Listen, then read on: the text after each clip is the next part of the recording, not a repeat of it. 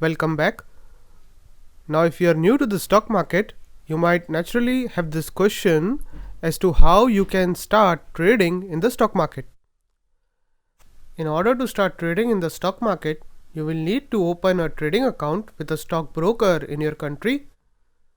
The stockbroker would guide you on all the formalities to be completed so that the trading account can be set up for you. Once a trading account is set up, you will need to transfer funds to your account so that you can start trading. If you would like to start trading, you should also broadly understand how your trade is executed. So we have listed here the steps in a typical trade life cycle. The first step in life cycle of a trading transaction is trade or order initiation. In this stage, the investor places an order with the broker.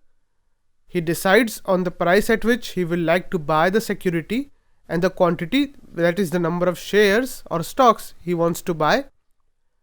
Depending on his preference, he places a market order or a limit order. What is a market order and what is a limit order we'll look at later. Once the order is taken by the broker is responsible for the risk management and order routing process. The broker is essentially responsible to ensure that the client does not default on his trade. So it is essentially up to the broker to check that the client has the required fund or securities to deliver once the trade is executed.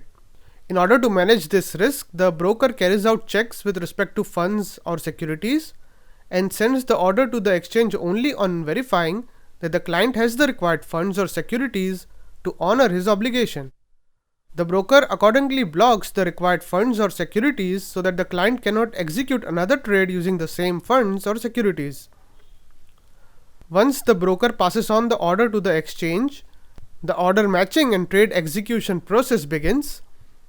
So once the exchange receives the order, the exchange collates all the buy and sell orders, and then the exchange tries to allot the security to the best available price.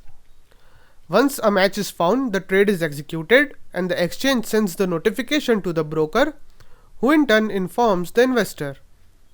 Once a trade is executed, it has to go through a clearing and settlement process. A trade is cleared through a clearing house, but neither the investor or the broker directly interacts with the clearing house. Instead, there are some intermediaries which are known as clearing members who act as an intermediary between the clearing house and the broker. Essentially, the clearing house takes all the trades executed through a clearing member and informs them about net obligations in terms of securities or cash for each security. Similarly, clearing member takes all the trades executed through a broker and informs the broker about his net obligation in terms of securities or cash for each security. It is the clearing member's responsibility to ensure that the broker fulfills its obligation to the clearing house. Once all members have cleared their obligation, the settlement of security and cash takes place.